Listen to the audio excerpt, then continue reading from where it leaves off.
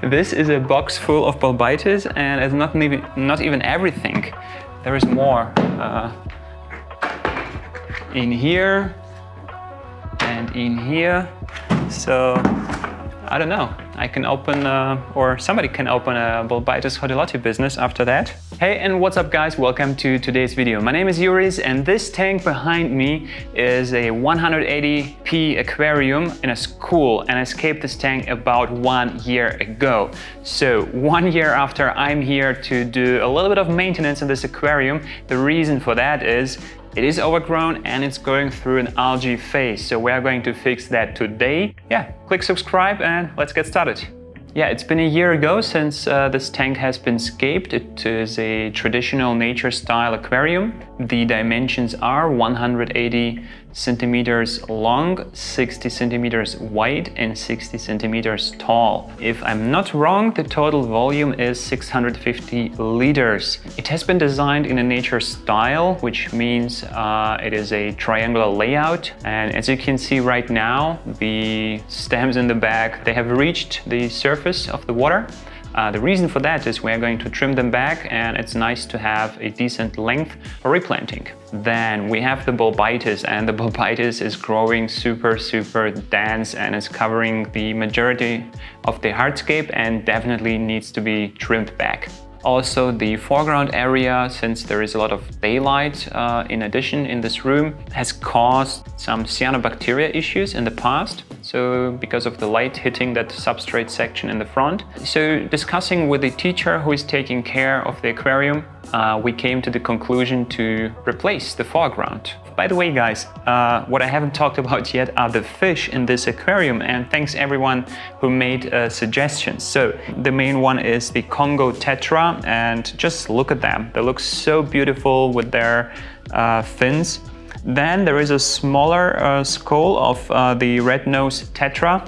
And if you look closely, there are some Ramirezi dwarf cichlids in there, couple pairs. And in the back, there are blue neons. We are getting started. First things first, I'm going to scoop out the Phyllanthus fluitans, so just we have it safe. Next, I'm going to trim back the Bolbitis Hodelotti because it's growing very dense here in that middle portion.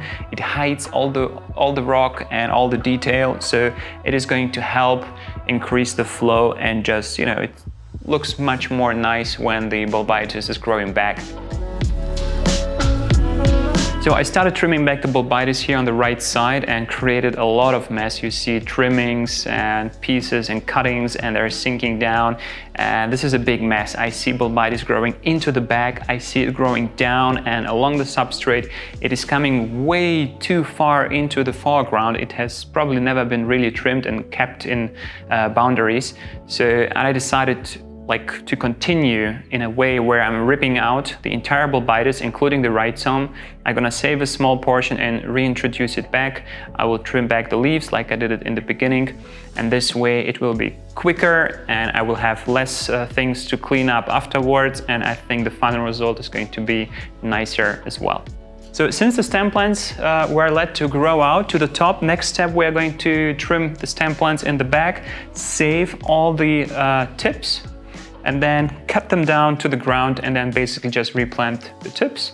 And step number 3, we're going to remove the foreground. Mainly there is a lot of Marsilea, Cryptocorini runners, and then siphon out the soil and replace the soil with cosmetic sand.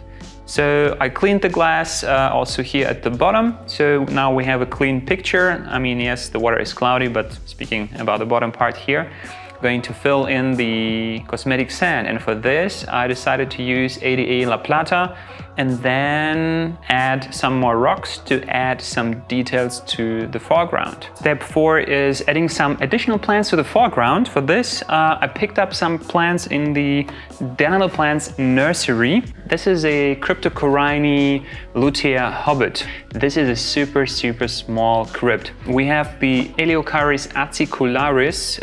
This is the larger hairgrass, just to add it here and there in the foreground to give a little bit of a alternation to the carpet.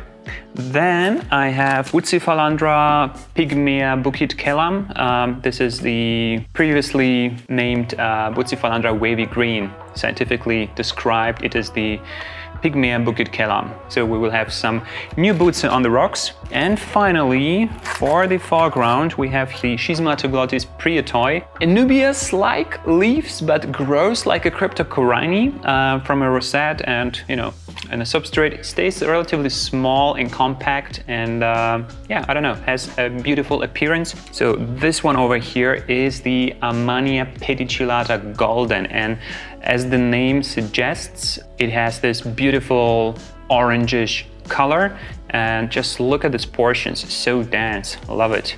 So that's gonna give a splash of color, orange color in the back.